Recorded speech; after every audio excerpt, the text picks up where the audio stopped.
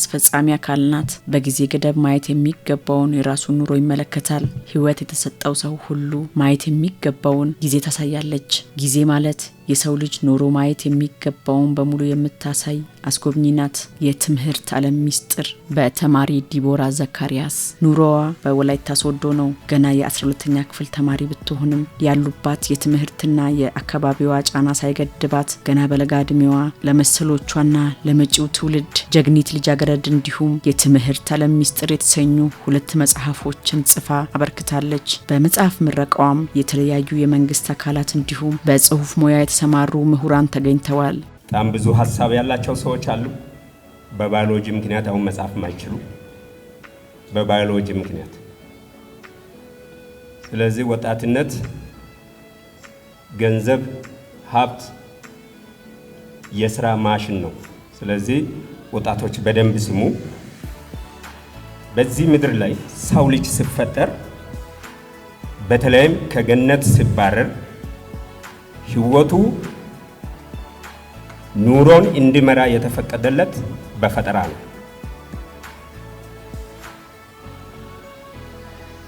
በፈጠራ አቅሙ እና ስኬቱ ልክ 2 ባላ መንገዶች ባንዱ መሄድ ግዴታ ነው።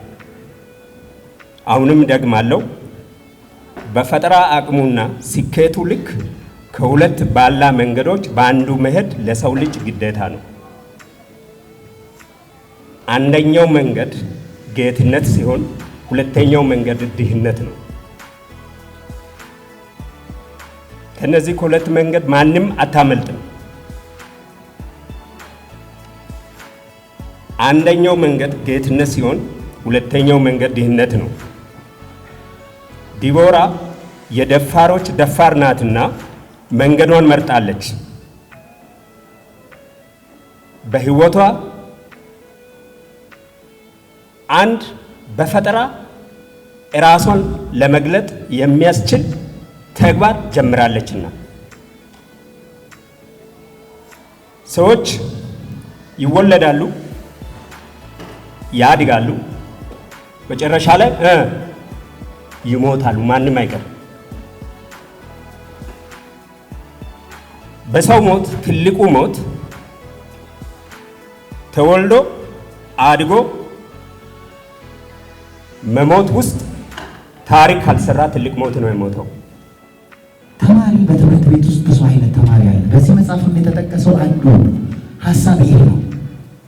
ሁሉም ተማሪ በውስጡ የተቀመጠ እምቅ አቅም፣ እውቀት፣ ችሎታ ቢኖረው የሚኖርበትን ክልል ገድቦ ያላል።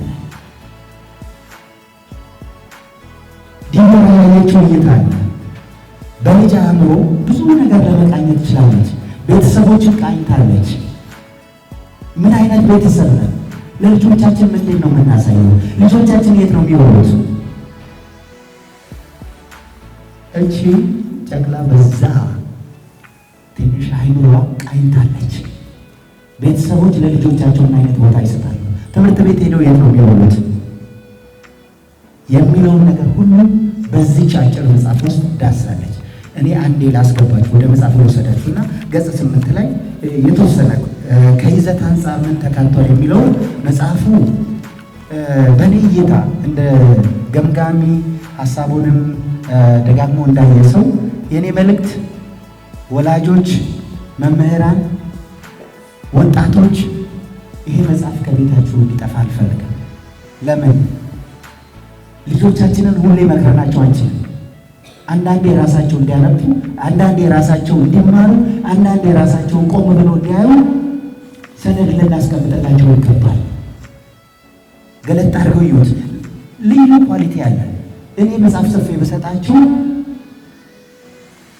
ኖሬ በጣም ከ20 ዓመት በፊት በእሷ ቦታ ላይ ከ20 ዓመት በፊት ነበርኩ።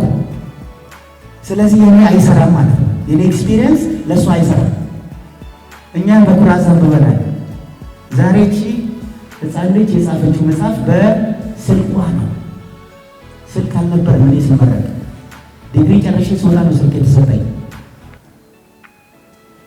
ልጆቻችን በስልክ ምን ሊማሩ ይችላሉ፣ ምን ሊሰሩ ይችላሉ የሚለውንም አቅም እያሳየችን ነው። ስለዚህ እሷ እዛው ውስጥ ሆና ትምህርት ቤት ውስጥ ሆና ከነሱ ጋር ሆና ከነሱ ጋር መጣ ከነሱ ጋር ጠጥታ የምትነግረን ነገር ለተማሪው ቅርብ ነው፣ ለትውልዱ ቅርብ ነው። ሌሎች ሩቅ ቁጭ ብለው እኔ ያቀልሃለሁ ብለው የሚጽፉት አይነት ጽሑፍ አይደለም። ስለዚህ በእድሜዋ ልክ የተገደበ በእውቀቷ ልክ የተገደበ በምትኖርበት በምትውልበት የዳሰሰችውን ሀሳብ የያዘ መጽሐፍ ነውና ሁሉም ቤት ሊገኝ ይገባል የሚል እምነት አለኝ። ሰውነት ያለ አንቺ ላይ ተጣብቄ የባን ቀብር ቆፋሪ ይለኛል እንዴ? ቀብሩ ሱቁ ራሱ ግን ፈጣሪ ሆይ ቆይ ምንድነው ብለህ ስጣልኝ። ሙታንን አብዛ ነው ብለህ እንጀራ ስጣኝ ስል ምን ልበል? የሚሞቱትን ጨምራቸው ነው ብለህ መካነ መቃብር ላዘጋጅን ምን ብዬ ልጸልይ ንገረኛ? አፈር ውስጥ ነው መመለስ። አፈርንና ወደ አፈር ትመለሳለህ። ህጉን አልጥስም። ዓላማዬ ሰውን ከአፈር መደባለቅ ነው። መግሊቴ እሱ ነው። ቆፍራለሁ፣ ያስገባል፣ እንሸኛል። ስራውታ ወደ ላይ ገባ።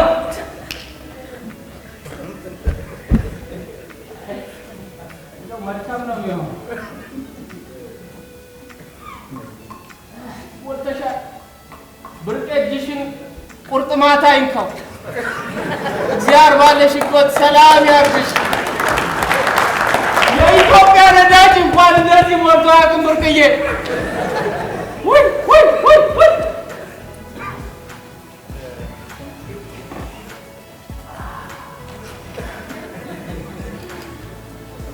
እና ማጭድ እግር ያው እንዲህ እያለ መሄድ ክፉ ነገር አሳሰበኝ። አለት ላይ አልቆፍርም። መግሊቴ ወደ አፈር መመለስ ነው። አፈር ላይ ነው የምቆፍረው። ሰው እኮ ነው በዚህ ሰዓት ክፉ ነገር እያሳሰበን ያለው፣ እየተተናቆሰን እንዴ። ባለፈው ምን ሆነኛ ሰፈር ደርባቤ ካሳ የሰፈሩን ሰው በነገር ምላሳቸው አቤት የዛቸው ምላስ ለቀመሰው ወይ ወይ ወይ ይሄ ገጠራላ የምናጮኸው ጅራፍ እሱ ላይ ሚስማር የጭቃ ሾክ አነስተኛና መካከለኛ የበሬ ማረጃ ቢላ ገመዱ ላይ ነው ማለት ጅራፉ። አርሙስ የሌለው ነገር የለም። ሲገርፋችሁ ቦጥቆ ነው የሚያነሳው ምላሳቸው ነው ግግሩ። ታዲያ የሰፈሩን ሰው አላስቀምጣሏ እንዴ እድርተኛውን ወይ ቁጭ ብድግ አደረጉት። ስንቶቻችንን በርበሬ ውስጥ ሸክላ ፈጭተን ጨምረን ጨጓራችንን ያስላጥ ነው? ስንቶቻችንን እንጀራ ውስጥ ጅሶ መጨመር ያወቅ ነው? ሴጣን እኮ ያላቀ በሱልና ሰፈር እሱ ራሱ እያስጋገረ እየሸጠ ነው ከኛ አይቶ። ስንቶቻችንን ዘይት አጥንት ይቀልጣል። እግዚኦ አጥንት ይቀልጣል። አሁን ገና ሰማው። አጥንት አቅልጠን የረጋ ምናምን የበሰበሰ ጨምረን የሚረጋ ዘይት ለህዝቡ የሰጠ ነው ስንቶቻችንን? እሱ አይደለም ያው ጎንበስ ብዬ ቆፍሬ እኮ የምነሳው በክሪክ ነው በማሽን እንደገና ጡን አሳተ ቃና እዴ በምን እግዚአብሔር ሲፈጥረኝ እኔ እንዴ የለብኝ እኔው ጽድት አርጎ ጠንከር አርጎ ወይራ አርጎ ነው የፈጠረኝ እግዚአብሔር ሲፈጥረኝ። ሳሙና ምንም አልፈልግም፣ ጽድት ያልኩ ነው ይበቃ። እነሱ ናቸው አሁን የደረቀ ዘይት እያስገቡ አልነሳ ምን አለን። ጧት እኮ ፀሐይ ሲሞቅ ጀርባዬን አስመትቼ ነው ካልጋዬ ላይ የምነሳው። በርግጥ ሰክሬ ማታ የምገባው 9 ሰዓት ነው፣ ግን የምነሳው 6 ሰዓት የሚሆነው በመጠጡ አይደለም። ያው ፀሐዩ አለች ዘይቷን መስኮቱ ዳር እንዲህ አስመትቼ ነው የምነሳው። ጎበዜ ይሄ ነው ያለው ነገር፣ ሌላ ነገር የለም። እኔ እንደ ክፋታችን ከሆነ በጣም ይገርመኛል። አንድ ቀን እስኪ ልሞክረው አልኩና ቀብር እየቆፋፈርኩ እስከ መቼ አልኩና ባጠራቀምኳት ገንዘብ የት ሄድልሃለሁ? ኦሮሚያ ጥቁር አፈር አለ አሉኝ። ሰብሰብ አድርጌ ይዤ መጣሁ። የት ሄድልሃለሁ? ባለፈው ደግሞ እሷን ሸክፌ የት ሄድኩኝ? ደቡብ ለካ ቀይ አፈር አለ። አንተ ምን የመሰለ አፈር ማለት ነው። በስመ አብ እሱን ሰብሰብ አድርጌ አመጣሁት። ከዛ ደግሞ ወደ ሰሜን ሄድኩና ቡላማ አፈር አለ፣ እሱን ሰበሰብ። ወደ ጋምቤላው ነጭ አለ ብለውኛል፣ ግን አልሄድኩም። በቅርቡ አስመጣዋለሁ። እሱን አልሄድኩም። እሱን ሞክረዋለሁ፣ አመጣዋለሁ። አመጣውና አንድ ቦታ ደባለኳቸው አፈሮቹ። ድብልቅልቅልቅ አረኩና ስንዴ ዘራው። ምን ቢሆን ጥሩ ነው ስንዴውን ስዘራበት? እስቲ ገምቱ።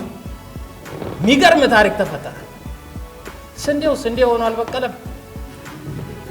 ገረመኝ። የገረመኝ ግን ስንዴው መብቀሉ እኮ አይደለም። ጥቁር አፈር ኮሮሚያ የመጣው ጥቁር አፈር እኔ ማዕድኔ በዚህ ገብቶ በዛ ወጥቶ እንደዚህ ሆኜ እኔ ለየት ያልኩ አፈር ነኝ። እኔ ከቀይ ከደቡብ አፈር ጋር ልደባለቅ። ቀዩ የደቡብ አፈር ኧረ እኔ ሲረግጡኝ መማች እንሰቱን ሳወፍር እንደዚህ ሳረግ ቦይ ነው ምናምን እኔ ከጥቁር ጋር እኔ ስንዴ ነው አላለም። ቡላውን መደዛ ሁሉም ተሰብስበው ስንዴውን ነው የሰጡት። ይሄ ነው አሁን እኛ ጋር የጠፋው። ከየትም መጣ ከየትም ተሰብስበ አገር ማሳደግ ነው እንጂ እንደዚህ አንዴ ጥቁር በዚህ ጋር አለኝ አንዴ በዛ ጋር እንደዚህ ሆንኩ ምናምን ብትል አይሰራም።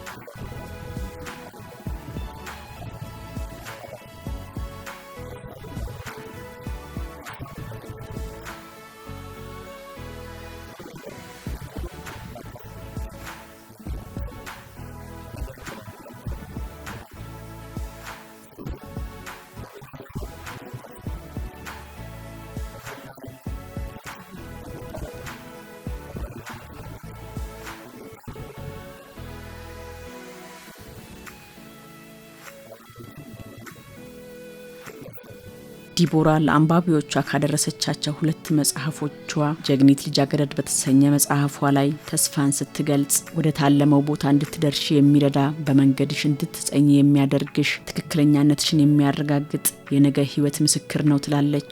በድርሰቷም በግልም ቀርቤ ባየኋት ለወጣቶች አስተማሪ ነው ብዬ መወስዳቸው ነገሮች አሉ። አንደኛ የዓላማ ጽናት። ምን መሆን እንፈልጋለን? ምን መሆን ይፈልጋሉ ወጣቶች? ያንን የመረጡትን ለመሆን ምን ያስፈልጋል? ትግስት፣ ጽናት ከሌለ በራሳቸው ያንን ነገር ደግሞ እዛ ቦታ ላይ ለመድረስ የሚያስፈልገውን ነገር ማሟላት ካልቻሉ ስኬታማ እንደማይሆን ስኬታማ ለመሆን ግን በመድረክም ደጋግማ ስታነሳ በጽሁፏም እንዳካተተችው ስኬት የአንድ ምሽት ስራ፣ የአንድ ምሽት ውጤት፣ የአንድ ምሽት ጎዳና አይደለም፣ የአንድ ምሽት መስዋዕትነት አይደለም። ስለዚህ የተሳካ ዓላማን ወደ ስኬት ወደ ግብ ለማድረስ የሚያስከፍሉ ዋጋዎች ይኖራሉ። ያንን በትግስት ማለፍ መክፈል የሚለውን እንደ መልእክት ለትውልዱ ታስተላልፋለች። ዲቦራ ልጅ ናት፣ 19 ዓመቷ ነው። እሷን ያየ ቁመቷንና እድሜዋን የገመተ ሰው ብዙ ሰው ከሷ ጋር አብሮ ወዲያው ተቀብሎ ለመስራት ፈቃደኛ አልነበሩ። ዞን አስተዳደር ጀምሮ ወላይታ ቴሌቪዥን ጀምሮ ዋይኤምሲን ጨምሮ ጉተራን እንዲሁም በነፃ እነዚህ ሁሉ አካላት በመተባበር ለዚች ልጅ ለአንድ ሰው ማይንድ ሴት ነው እንግዲህ ምክንያቱም የምንፈልገው ወጣቱ ተለውጦ ሌላውን እንዲለውጥ ስለሆነ እነዚህ ሁሉ አካላት ዋጋ በከፈሉበት ሰንሰለት የንባብ ክበብ ሌሎችም እንደዚህ አግዘዋታል። በተለይ ደራሲ ዋዱ ዳና፣ ዶክተር ፍሬው ከወላይታ ሶዶ ዩኒቨርሲቲ ጊዜያቸውን ሰጥተው ሳይንቁ ሳይጠሉ ጊዜ የለኝም ሳይሉ ሳያስተዋግሉ ገንዘብ አለው ምናምን ሳይሉ በመተጋገዝ ነው እንግዲህ ዛሬ ውብ የሆነ ፕሮግራም ልንሰራ የቻልነው። የዲቦራ ወላጆችም ስለ ልጃቸው እንዲህ ይላሉ። ለዓላማዋ ቆራጥ ከልጅነቷ አንስቶ ጭምት ኃላፊነት የሚሰማት ልክ እንደ መጽሐፏ ጀግኒት ናት። ዲቦራ ማለት ጀግኒት ልጃገረዲት ከምትባለዋ አንደኛዋ ነች። እግዚአብሔር ለኔ እሷን ከሰጣት ጀምሮ ሞገስ በሞገስ ነኝ። ለትምህርት ቤቱ ኦር ለራሷ ለኛም የጀግኒት ጀግና ነች። ይህን መጽሐፉን ጽፋ ሳይሆን ከዚህ መጽሐፍ በፊትም ከትምህርት ቤት ደረጃ በደረጃ ነው የምትወጣው። አንደኝነት ተለይቷት አያውቅም። ከተወለደች እስካሁን ድረስ እስከ ትምህርት ቤት ደረጃ እስከ በቃች ድረስ ለኛ ጎንበስ ቀና ብላ የምትታዘዝ ጎበዝ ነች። ለትምህርት ቤቱ ኦር ለእግዚአብሔር ስራ ትልቅ ሞገስ ያላት ነች። ለኔ ሶስተኛ ልጄ ሆና በጣም ጎበዝ ናት። ቤትም በጣም ታግዘኛለች። በቃ ጎበዝ ናት። ትምህርት ቤትም ታጠናለች። በጣም ጎበዝ ናት። እኔ በመሰረቱ ከበፊትም ጀምሬ እሷን ያሳደኩት መንገድ በቸርች ነው። በቸርች ከህፃንነቷ ጀምራ በቸርች ዋና እሷ ልትጽፍም ለትምህርትም ጎበዝ የሆነችው ምክንያቱ ዋናው ቸርች መምህራን በጣም አግዟት ከመጽሐፎች ሁሉ የበላይ የሆነ መጽሐፍ ደግሞ መጽሐፍ ቅዱስን በማንበቧ በትምህርት በቸርች ደረጃ ራሱ የልጆች አስተማሪ ነበረች። የልጆች አስተማሪ ሆና በጣም ጎበዝ ነበረች። ትምህርት ቤትም ደግሞ በአንድ ጎን በደንብ አርጋ ይዛ ታነባለች። ገና በለጋ እድሜዋ አላማን ሰንቆ ከተነሱ እንደሚደረስ ከመጽሐፎቿ እንዲሁ በህይወት በመኖር አሳይተናለች ይላሉ ወዳጆቿ። ዲቦራዋ ጋር ያለው ትልቁ ጥንካሬ በትምህርቷም ጎበዝ ነች። በዚህ ላይ ደግሞ ሐሳብ አለኝ ብላ ደግሞ ለሌሎች በመጽሐፍ ደረጃ ሐሳቧን ለማካፈል ስትመጣ እንግዲህ በብዙ መንገድ ነው አሁን ላለው ትውልድ እሷ ምሳሌ የምትሆነው። ልክ እንዲያሉ ልጆች ደግሞ ሲወጡ በትንሹ እገዛ የሚያገኘው አይነት ነገር ከሆነ ከመስመራቸው እንዳይወጡ ነው። እኛም ደግሞ እንደ ማህበር የልጆችን ታለንት ተከታትለን የነሱን ጥንካሬ ማግኘት ነው። ካገኘም በኋላ በዛች በጥንካሬያቸው ደግሞ እንዲገፉ ማገዝ ነው። አሁን ከሷ ያሁኑ ትውልድ በተለይ ቴክኖሎጂን በአግባቡ መጠቀም ያልቻለ ትውልድ በብዙ መንገድ እየጠፋ ነው ያለው። ጊዜውን በብዙ መንገድ እያባከነ ያለው። መጽሐፍት ደግሞ ቢያንስ የጽሞና ጊዜ እንዲኖራቸው፣ ወደ ራሳቸው እንዲመለከቱ፣ እንዲያነቡ፣ ትዕግስተኞች እንዲሆኑ፣ የሀገራቸውን ታሪክ እንዲያውቁ፣ አካባቢያቸውን በደንብ አድርገው እንዲመለከቱ ስለሚያደርግ ባህሉን የንባብ ባህሉን እያመጡ ልክ ከሷ አይነት ልጆች ደግሞ ትምህርት እንዲያገኙ ነው። ምን አይነት ፐርሰናሊቲ ነው ያላት? ስትሮንግ ናት በጣም ማለት ነው። ለነገሮች ያላት አመለካከት ሰዎች ከሚያስቡት ትንሽ ለየት ያለ ነው እና ደግሞ ሌላው ምንድነው እሷ ሲመስለኝ ዛሬ ላለው ደረጃ ላይ የደረሰችበት ትልቁ ነገር ስፒሪቹዋል ያለ ስትሬንግዝ ይመስለኛል። ምክንያቱም መጽሐፍ ቅዱስ ላይ ሲናገር ስለ ዳንኤል ስናወራ ዳንኤል በጣም ይጸልይ ስለነበረ የመብለጥን መንፈስ አግኝቷል። አብረውት ካሉት ጓደኞቹም የተሻለ ማለት ነው። ከጓደኞቿ ካለው ኦዲየንስ ከሁሉም ሰው የተሻለ የሆነችው ስለምትጸልይ ይመስለኛል። ተማሪ ዲቦራ ዘካሪያስ ልክ እንደ 12ኛ ክፍል ተማሪ ሁለት መጽሐፍ ማስመረቅ ማለት ቀላል አይደለም። የትምህርት ቤት ወይም የአካዳሚካሊ የራሱ የሆነ ጫና አለ፣ የመጽሐፉም ደግሞ የራሱ የሆነ ጫና አለና በዛ ሁሉ ውጥረት ውስጥ እንደ ታዳጊ ወጣት ይህን መጽሐፍ በመጻፏ በመጀመሪያ ደረጃ አንዲት ጀግኒት ልጃገረድ ልትባል ትችላለች እና ጀግኒት ልጃገረድ የሚባለው ስያሜ ልክ የመጽሐፉ ስያሜ ለዲቦራ ይገባታል እላታለሁ። በመጀመሪያ ደረጃ ላደንቃት እወዳለሁ። ትምህርት ቤት ላይ በጣም ትልቅ ተጽዕኖ ያሳደረች ከሷ የሚያንሱትን በእረፍት ሰዓት በተለያዩ ሰዓት የምታስተምርና የተለያዩ ነገሮችን የምታስረዳ ትምህርት ጎን ባለፈ በሌላ መንገድ የምታስረዳ ትጉ የሆነች ሴት ናት።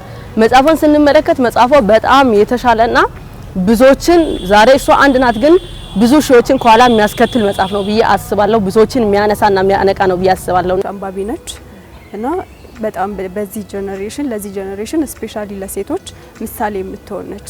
ለሴቶች እንዲሁም ለወጣቶች ማለትም አሁን ላይ ብዙ ሀሳባችንን የሚሰርቁ ነገሮች አሉ። ሶሻል ሚዲያ ልንል እንችላለን፣ ጓደኞቻችን ልንል እንችላለን። ነገር ግን ያንን ነገር ዊን አድርጋ ለዚህ ክብር በቅታለች። ማለትም ሁለት መጽሐፍ በዚህ እድሜ በዚህ ሰዓት በጣም ብዙ ቻሌንጅ እያለ ሁለት መጽሐፍ ማለት በጣም ትልቅ ነገር ነው። ሶ ዲቦራ ሲምፕሊ ስትሮንግ ነች። ዛሬ ለዚህ ደረጃ የደረስኩት ምንም ውጣ ውረድ ሳይኖር አልጋ በአልጋ በሆነ መንገድ አይደለም፣ ይልቁኑ ከባድ ተግዳሮትን አልፌ አላማዬን ላሳካች እያለሁ ትላለች። ዛሬ እንዲህ ተሳክቶልኝ ማየታችሁ በዋናነት ለማልማቸው አላማዎች ለእያንዳንዱ መስዋዕትነትን ከፍላለሁ። መስዋዕትነት ሳይኖር ግብ መምቻ አይኖርም። ግብ ለመምታት መስዋዕትነት እጅግ አስፈላጊ ነው እና ለዚህ ደግሞ 12ኛ ክፍል በሆንም እንኳን ባለፉት 9ና 10 11 ባለው ክፍል ላይ መጽሐፎቼን ቅርጽ አስይዤ ያው ሁሉንም ነገር ሂደቱን የፈጸምኩ ቆይቼ ነበር። ዛሬ ደግሞ ለሀገሬ ሕዝብ ላቀርብ ችያለሁ ማለት ነው። ሁሉ ነገር ተጠናቆ እና ትላንትናዬን በአግባቡ መጠቀሜ ዛሬ እንድገለጥ አድርጎኛል።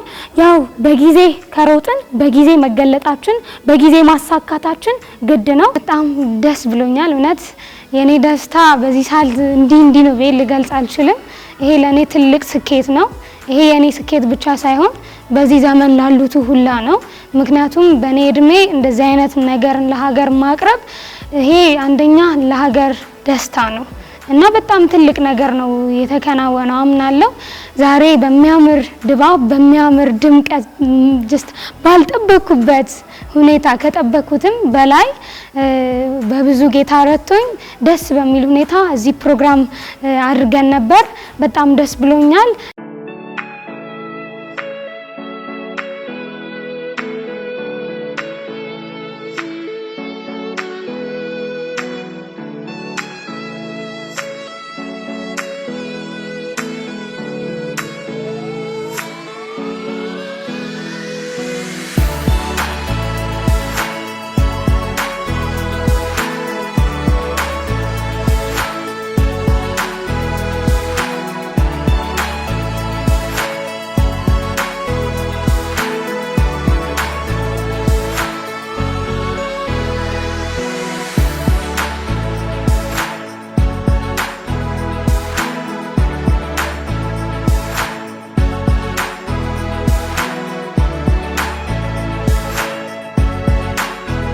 የትምህርት ዓለም ሚስጥርና ጀግኒት ልጃገረድ የሚለውን መጽሐፍ ከዚህ በኋላ በየመደብሩ በየገበያው ማግኘት ትችላላችሁ እና አለ ደግሞ ከሩቅ ያላችሁ ወገኖች በፕሌይ ስቶር ላይ የዲቦራ መጽሐፍ ዲቦራስ ቡክ በማለት ሰርች አድርጋችሁ ዳውንሎድ በማድረግ የትኛውንም ፔመንት ጨርሳችሁ ማውረድ ትችላላችሁ እና በዚህ መጽሐፍ ላይ ያው ቅድም ብዙ ነገር ዳሰሳ ተደርጎበት ነበር። ለትውልድ እጅግ በጣም አስፈላጊ የሆነ መልእክት የያዘ ነው። የትምህርት ዓለም ሚስጥር የሚለው ብዙ በውስጡ የትምህርት ዓለም ሚስጥር የተሰኘበት ምክንያት የትምህርት ዓለም እውነታዎችን የትምህርት ዓለም ውጣ ውረዶችን በትምህርት ዓለም ላይ ያሉ ችግሮችንና መፍትሄዎችን የሚዳስስ ከዛ ባለፈ አንዳንድ የኔን አባባሎችን በመጨረሻ ላይ የዘረዘርኩት ነውና በጣም ብዙ ነገር ነው የሰፈረበት እና በጣም ደስ ብሎኛል።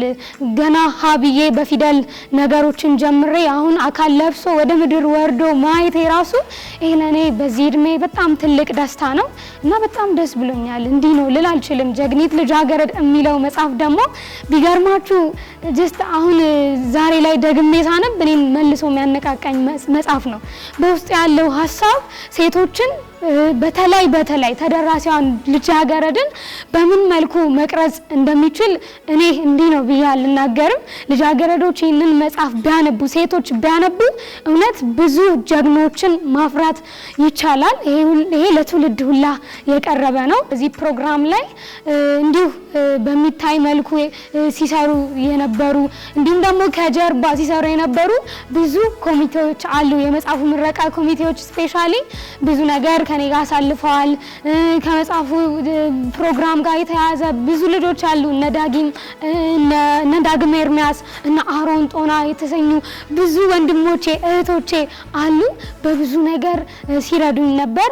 ከዛ ባለፈ ለዚህ ትልቅ ፕሮግራም ከላይ ያሉ ዞናት ኦሬዲ የዞን የስፖርት የባህልና ስፖርት እነ ስምኦንን መምሪያ ኃላፊ ስምኦንን እነ ስሜን ታደመን እንዲህ ነው በማይባል ቃል ላመሰግናቸው ምስጋናዬ እንዲደርሳቸው እፈልጋለሁ። ብዙ ወገኖች ከጎኔ ነበሩ። እነ ዶክተር ፍሬው ደጀነና እንዲሁም ደግሞ ደራሲ ዋዱዳና ያደረጉት ትብብር ቀላል አልነበረም። ይኸው አሁን ሁሉ ነገር ተጠናቆ ህትመቱ አልቆ ለትውልድ አሻራዬን አሳርፋለሁ እና ሁሉም ማግኘት ይችላሉ ማለት ነው። እጅግ አድርጌ አመሰግናለሁ። ወላይታ ሚዲያ ትለያላችሁ። እንደዚህ አይነት ነገሮችን በማበረታታታችሁ ደግሞ በዚህ አይነት ሁኔታ ላይ ብዙ አይነት ነገር እያለ እዚህ ፕሮግራም ላይ በመገኘታችሁ እጅግ በጣም አመሰግናለሁ። ወላይታ ቲቪ ቴንኪው ኦሬዲ ሬዲዮ ጣቢያ ወጌታን በጣም አመሰግናለሁ። ብዙዎቹን ኦሬዲ እንዲህ ብዬ ያመሰገንኩ መጨረስ አልችልም። ያልጠራዋችሁም የጠራዋችሁም ሁላችሁም ከልብ የሆነ ምስጋናዬን አድርሼላችኋለሁ። በየቦታችሁ የደስታዬ ተካፋይ የሆናችሁ ወገኖቼ በጣም አመሰግናለሁ። እወዳችኋለሁ የሀገሬ ህዝቦች። ቴንክ ዩ